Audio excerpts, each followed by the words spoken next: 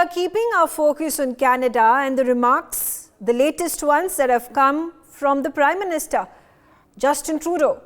Now, there has been an interesting development and a seemingly climb down that has come from the Canadian Prime Minister.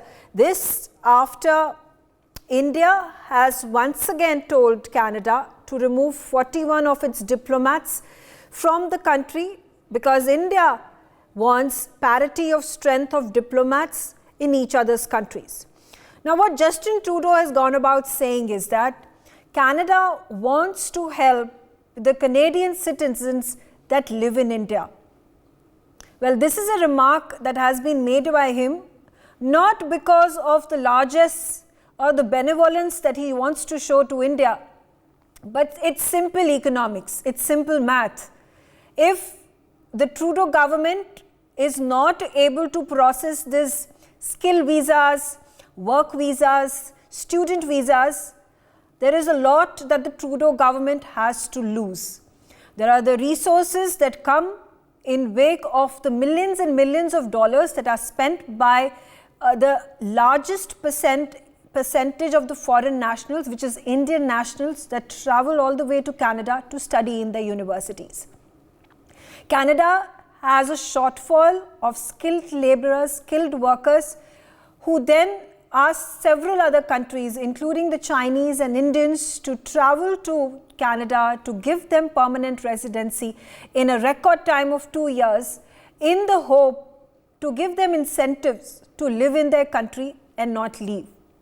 Now, when we talk about the statistics, I'm going to give you these figures which are going to give you a perspective into how money is pumped into the Canadian economy by way of the Indian nationals who travel to America to study in America and allow for the economic development of the country.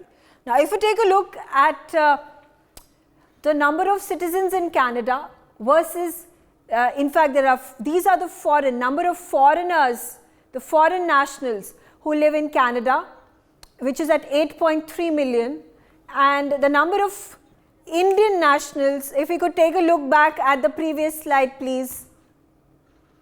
Let me complete. All right, we'll try to give you, like I said, there is a comparison that we have drawn out where there are a number of Indian nationals versus number of the foreign nationals. And the first slide that my team had put out, there it is. It is 8.3 million of the foreign nationals, and the number of Indian nationals is 1.86 million, which is about 22.4% approximately is what the Indian nationals constitute of the total number of foreign nationals who live in Canada. Let's take a look at the next slide. The number of citizens, foreign nationals who are then given permanent residency by the Canadians, the number of foreign nationals is at 4,47,055 numbers.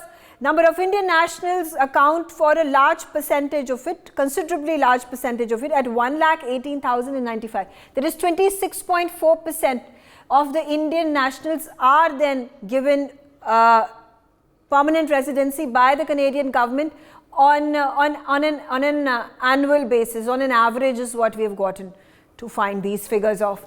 Let's take a look at the next set of graphics, and here we see the number of students who travel all the way to Canada to study.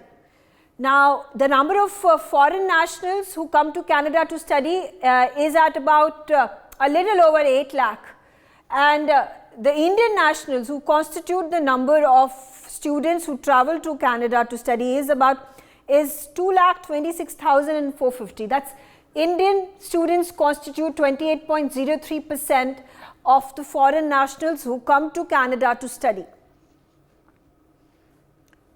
Can we move to the next set?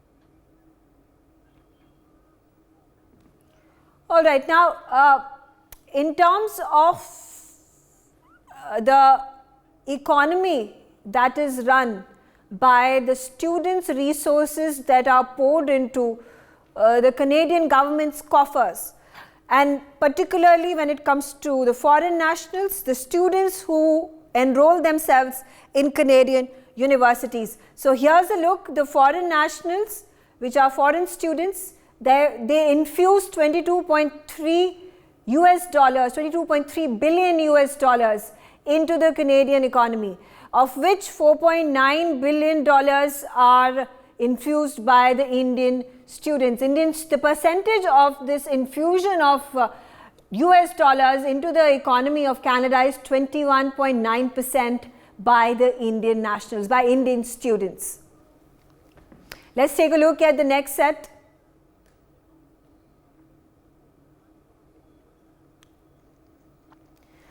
And this finally, in terms of the number of visas processed, the Indian visas, the Indians who apply for visas at the Canadian High Commission, at the Canadian missions and consulates is at 3,20,000 for the year of 2023 up until now.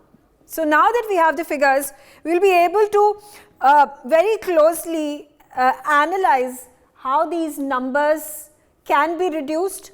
In terms of the campaigns and initiatives, we at NewsX are also carrying forward Boycott Canada, because there is a symbiotic relationship, and in fact not just a symbiotic relationship, it is the Canadian government, the Canadian economy that is overwhelmingly dependent on the Indian nationals, whether it is students that then infuse funds into the Canadian economy, or for that matter skilled workers who are brought in from various parts of the world, and large percentage of them being brought from India to Canada, that allows for their economy to run.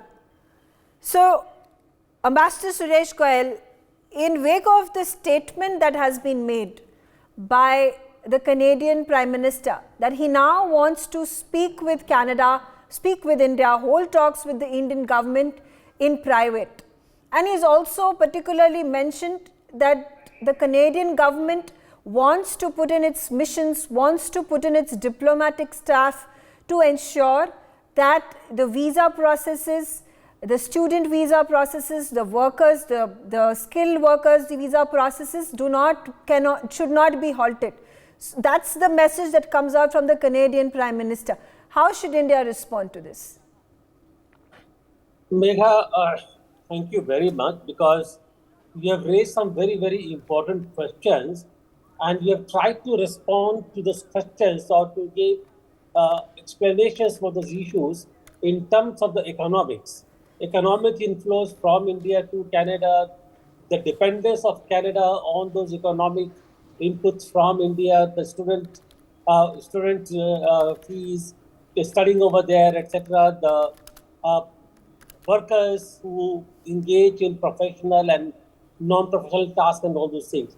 Now, let me put it this way before I go on to what I think of the whole issue. Everything of these that you talk about is important in its all by itself. Really, it's important. It's important that the students should continue to study in Canada. It is important that the students actually pay lots of fees, and those fees go into the Canadian universities and therefore contribute to Canadian economy. It is important that the workers from India who are going to Canada, they go there and contribute to what Canada is doing. But it does not mean that the reverse is not true. The students from India go to Canada because they want different things. For many of them, immigration into Canada is a main attraction when they go to study in the Canadian universities. The same thing that holds true when they go to either Australia or to New Zealand or to Ukraine, etc., because otherwise it makes no sense. Why would anybody want to go to study medicine in Ukraine when they know that the education of medicine in Ukraine does not compare to what they study in India? But they do there because immigration becomes a main attraction. Therefore, while everything is true by itself, the reverse is also true. Now, let me tell you what I think in this whole issue really. The number of diplomatic staff, when they increase, nobody notices. Whether they increase because of political work, economic work, visa work, whatever. The number of diplomatic staff, non-diplomatic staff in the mission increases gradually and nobody notices those things. But when you cut them down suddenly by number 40, people notice. And they notice because that number becomes representative of the strength of the relationship. So when you cut down 40 by 40, clearly you are sending a signal that, look, buddy, the relation is not good. I can't allow you to perform the way you were doing before. So we are conveying a direct message saying that we don't want you here. Our relation with you is not good. And therefore, when you say that Trudeau is taking notice of it, obviously, today, if we are told from the USA that, look, whatever you do, you have included this paragraph on Ukraine in the G20 statement. We don't agree with it. We went along with you because we had good relations, but not anymore. We Right. don't clap. And therefore, please hold on. We have to think about other issues. How would we react? We would tell them that, look, buddy, hold on. Let us see what the problem is. We'll sort it out. Because for us, relationship with the USA is important. Similarly, it is true that for Canada, the relationship with India is important. It is true that what Trudeau said from the floor of the parliament was stupid. He should not have done it, but he could not have done it on its own. Now, coming to the main point of the whole episode, I've said it before and I'm saying it again. We keep on trying to deal with Canada on its own. It is not Canada on its own. It is the whole Western Bloc which is conveying a message. I don't think Canada could have done what they did, or Trudeau could have gone to the parliament, said what he did, without knowing very well where others are. Why is USA not telling Canada directly that, look, enough is enough. Indian relationship is important to us. We cannot allow it to go to waste like this. China is a main adversary. We are dealing with China in Indo-Pacific. Why is USA not telling Canada? I don't see any indication. And if they're doing so, they must be doing so in private. Why can't they tell Canada not to say these things about India? Are you sure that they're not telling India not to really cooperate with Canada? They say so in public. Why are they telling us to cooperate with Canada? Just yesterday, there was a huge long article in the New York Times where they talked about what USA has done. Khashoggi is still not out of mind. They have done many things in Vietnam. They have done many things in Middle East. About the Palestinians. So therefore, when USA says that please cooperate, it is simply not cooperating on killing of Niger. It is conveying a message that we need to look at the whole thing. And unless we know what actually is happening behind the scenes, our diplomacy is not about public statements. Politicians do it. People do it on the media. We do it as strategic think tanks without knowing what it means. But because we love to talk, we talk. But diplomacy is conducted in private. Diplomacy is conducted by understanding what your concerns are, which can be made public, and let us see if those concerns can be accommodated. Now, I'm saying it here again. Canada could be whatever it is. But we are not dealing with Canada as Canada. We are dealing with Canada G7. We are dealing with Canada as part of the Western Bloc. And therefore, we need to see whether we can work together or not. If we can't, fine, go away. We have no interest in you. But I think we have interest in them. Okay. Whether we like it or not, whether we like Canadians or not, otherwise we would not have done what we did.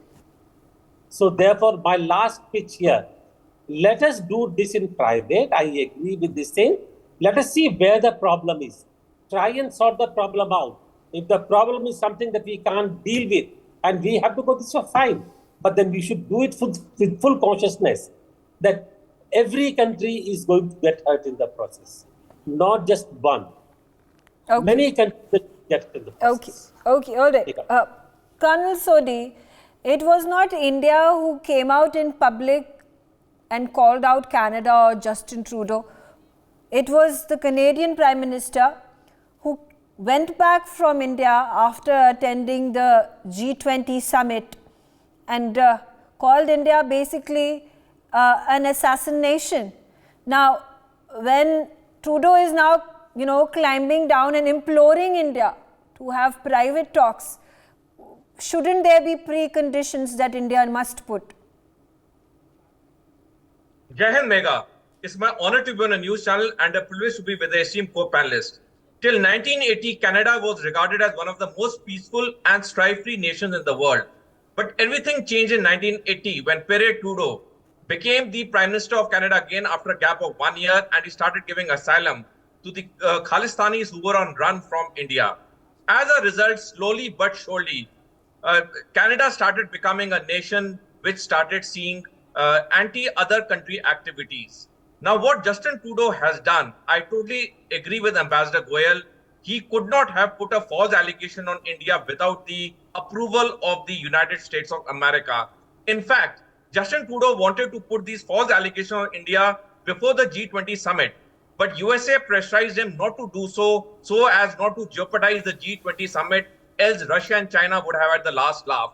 So when Justin Trudeau came here, he was miffed for the obvious reason that USA had not allowed him to put the allegations on India before. And we saw all his tantrums while he was in India. Having said that, Megha, now, finally reality seems to have set in Justin Trudeau, because he has realized for two important things. India is the most pivotal thing for Canada. One is trade, the other is security. Now, as far as trade is concerned, there are 600 Canadian companies working in India, and like you rightly brought out, 5 billion rupees are spent, dollars are spent every year by our students who go to study in Canada. Apart from that, 55 billion US dollars are invested by Canada in India in the pension funds alone. So from the trade point of view, for Canada, India is very important. Now, from the security point of view also, India is very important for Canada, because last year end November, Canada released its Indo-Pacific strategy report, in which India has been given an important place to counter China. Now, having, put false allegation, having seen how India reacted strongly and sternly and sent the right message back, Justin Trudeau is now talking in terms of, having the conversation in private. Yes, in private conversation should have been right from beginning. If there were any doubts in Justin Trudeau's mind, it should have been conveyed to the Indian authorities and the discussion would have happened there. But leveling false allegations in public on a major country like India, the credibility of Canada has totally gone down to the pits. Whatever Canada does now, it has become a laughing stock on the world. Till the time Canada does not give the evidence to India on the false allegations, the credibility of Canada can never come back to its original self. Okay. Sharad Kohli, the reputation of Canada and particularly the Prime Minister has gone to the dogs. There is no denying that. I have had a number of journalists, experts, political pundits, strategic pundits joining me from Canada and lambasting Prime Minister for his faux pas and wrong foreign policies. Now, in a situation, when the statement comes from the Prime Minister of Canada, it's a desperate call asking the Indian government to not let the 41 diplomats of the Canadian High Commission to be sent back to Canada, because it's a direct impact on delaying in the visa processes, delaying in the student visas being issued, and that hits Canada hard. Shouldn't Trudeau have thought this through before he made that statement? Yes, Megha, I think Trudeau should realize that two wrongs don't make a right. He's been wrong when he formed that opinion. He's been wrong when he accused. He's been wrong when he went public. He was the one who went public. And now he's the one who's saying that let's discuss this privately. So I think as far as Trudeau is concerned, he's realized his mistake, that, people-to-people contact between India and Canada is far stronger than government-to-government contact. And I've said that on NewsX before also. I would like to reiterate, Megha, that Canada needs India far more than India needs Canada. We have a bilateral trade of little more than $8 billion, fairly even $4 billion of import, $4 billion of export. There is no major, lopsided bilateral trade number which we can see. So India can easily, just forget about Canada. I mean, I'm sorry to say, and I would like to apologize if this offends anybody, but I would like to say that we are better off without Canada as far as country-to-country relationship is concerned. Maybe, as far as Ambassador Goyal said, It is part of the Western Bloc. Yes, it is relevant. It is part of the West. It's part of G7. Yes, it's relevant.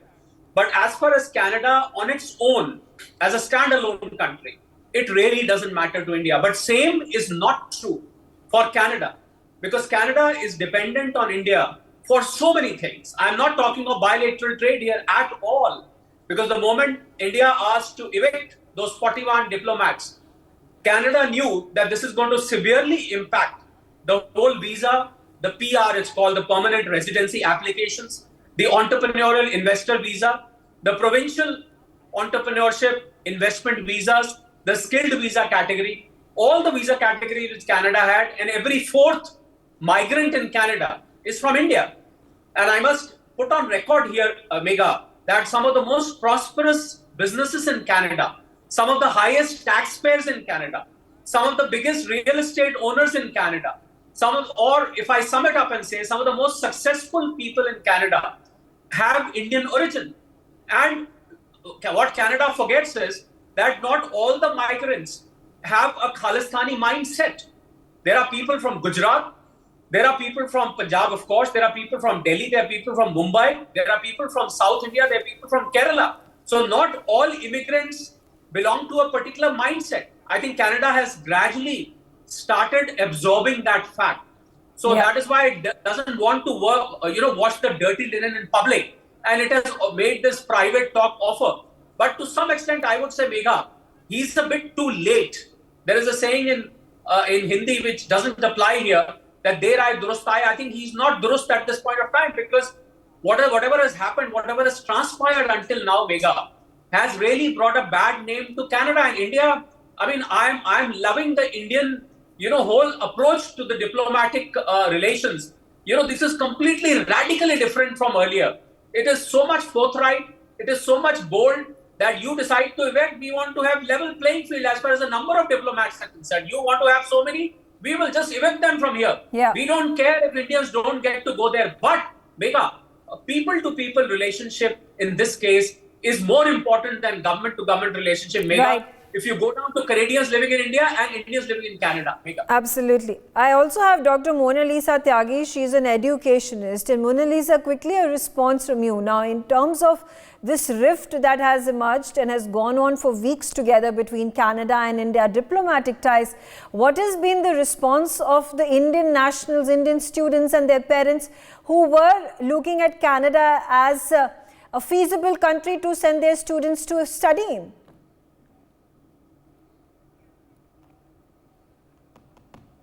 All right, I don't have Mona Lisa Tyagi over here, but I thank all of you for joining me on the telecast and sharing your views on this matter. Thanks for watching.